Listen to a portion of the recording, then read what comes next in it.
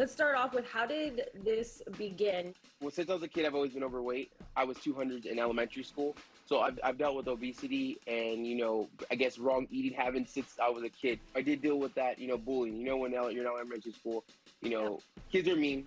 By the time Anthony turned 22, he had reached nearly 550 pounds and decided to make a change. But after losing nearly 200 pounds, he got news that would change his life forever. So I know in 2018, something had happened with your grandfather. Can you talk about that? My grandma's had cancer for over 8 years, but it came back and he was given 6 months to live this time. I stayed there, took care of him. I was there with him every single day. And I mean, like, every day. So food is my coping mechanism.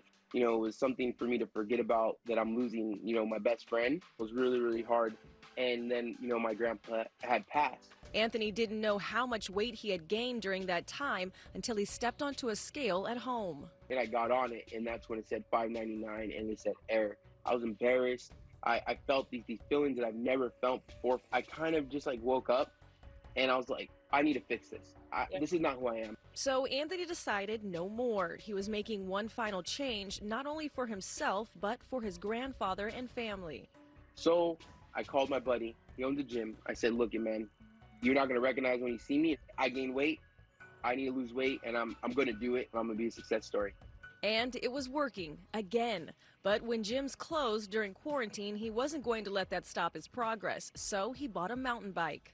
I'm outside. I'm doing something that I didn't see myself doing. A couple months ago, at the time, I was 600 pounds, I did a really long ride, and I made it to the top. I started crying. Anthony reached another milestone recently, fueled by his love of cars and racing, when he went to a recent car event. Off-scale goal was to ride a go-kart. I would never go inside because I saved myself that embarrassment of going in there, because I knew if I got in that cart, I probably wasn't getting out. I wouldn't even fit. So in August, I went for my first time, and I fit in a cart. And once again, I don't know what's up in my eyes. Sometimes it gets a little watery. Today, Anthony has lost a little over 300 pounds, but he's not done and hopes to help motivate others.